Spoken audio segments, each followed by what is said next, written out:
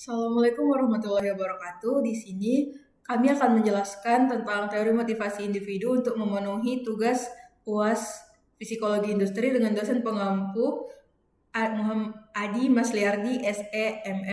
Adapun anggota dari kelompok kedua ada Akil Revaldi, saya sendiri Dita Ramadhani, dan Muhammad Jody Panesto. Yang pertama ada latar belakang. Latar belakang motivasi adalah perilaku yang ingin mencapai tujuan tertentu yang cenderung untuk menetap. Motivasi juga merupakan kekuatan yang mendorong dan mengarahkan keberhasilan perilaku yang tetap ke arah tujuan tertentu. Motivasi bisa berasal dari dalam diri seseorang ataupun dari luar dirinya. Motivasi yang berasal dari dalam diri seseorang disebut motivasi intrinsik, dan yang berasal dari luar adalah motivasi ekstrinsik. Selanjutnya ada jenis motivasi. Jenis motivasi terbagi menjadi dua, yaitu pertama motivasi intrinsik, yang kedua motivasi ekstrinsik. Nah, yang dimaksud dengan motivasi intrinsik adalah motif-motif yang menjadi aktif atau berfungsinya tidak perlu dirangsang dari luar, karena dalam diri setiap individu sudah ada dorongan untuk melakukan sesuatu. Nah, kemudian motivasi ekstrinsik adalah motif yang aktif dan berfungsinya karena adanya perangsang dari luar.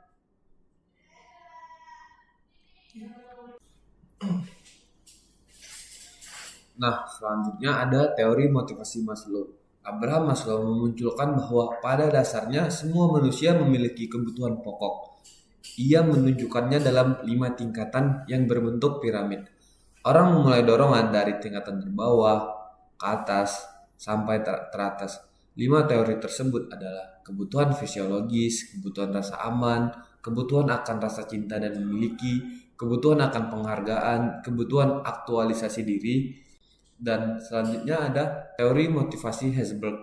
Faktor Higgs memotivasi seseorang untuk keluar dari ketidakpuasan, termasuk di dalamnya adalah hubungan antar manusia, imbalan, kondisi lingkungan, dan sebagainya. Selanjutnya ada faktor motivator, memotivasi seseorang untuk berusaha mencapai kepuasan yang termasuk di dalamnya adalah achievement, pengakuan, kemajuan tingkat kehidupan, dan lain-lain.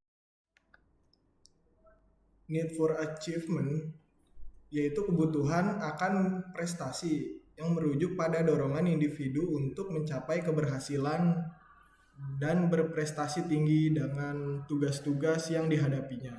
Individu dengan kebutuhan ini cenderung ingin menghasilkan dengan usaha sendiri dan berusaha untuk mengatasi tantangan yang ada.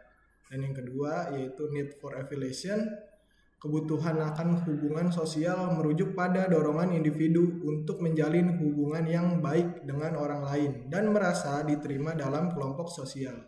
Dan individu dengan kebutuhan ini sangat menghargai interaksi sosial, persahabatan, dan hubungan harmonis dengan orang di sekitar mereka. Dan yang ketiga itu need for power, yaitu kebutuhan akan kekuasaan yang merujuk pada dorongan individu untuk mempengaruhi, mengendalikan, atau mengatur orang lain dalam situasi sekitar mereka. Individu dengan kebutuhan ini memiliki keinginan untuk memperoleh posisi dominan dalam interaksi sosial dan organisasi. Lalu ada teori motivasi Virum, yaitu teori harapan. Dalam teori Virum sendiri itu ada 3 poin. Yang pertama ekspektasi, yaitu harapan keberhasilan pada suatu tugas. Lalu ada instrumentalis, yaitu penilaian tentang apa yang akan terjadi jika berhasil dalam melakukan suatu tugas.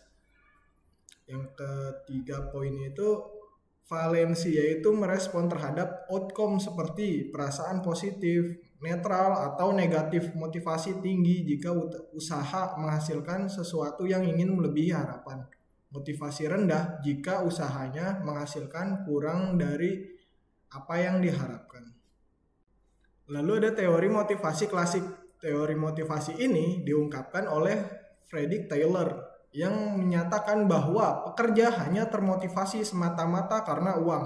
Nah, konsep ini menyatakan bahwa seseorang akan menurun semangat kerjanya bila upah yang diterima dirasa terlalu sedikit atau tidak sebanding dengan pekerjaan yang harus dilakukan.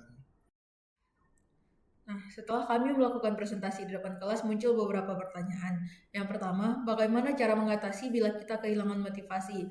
Nah, jawabannya, ketika kita kehilangan motivasi, kita harus melakukan motivasi intrinsik, yaitu motivasi yang muncul dari diri sendiri.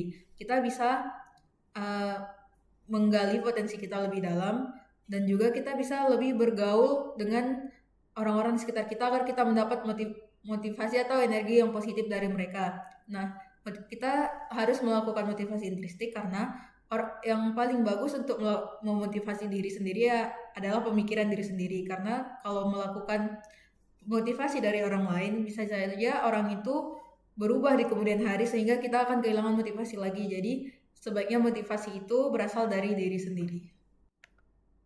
Dan di pertanyaan kedua yaitu apa contoh implementasi dari teori yang dikemukakan oleh MC Lilen yang pada poin need for achievement, yaitu kebutuhan akan prestasi. Nah, contoh implementasinya yaitu seorang karyawan yang memiliki kebutuhan prestasi tinggi akan menetapkan target penjualan yang spesifik dalam jangka waktu tertentu, seperti meningkatkan penjualan produk sebesar 15% dalam 3 bulan ke depan.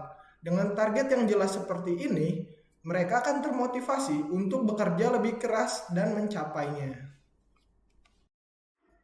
Nah, itu dia hasil dari presentasi kami.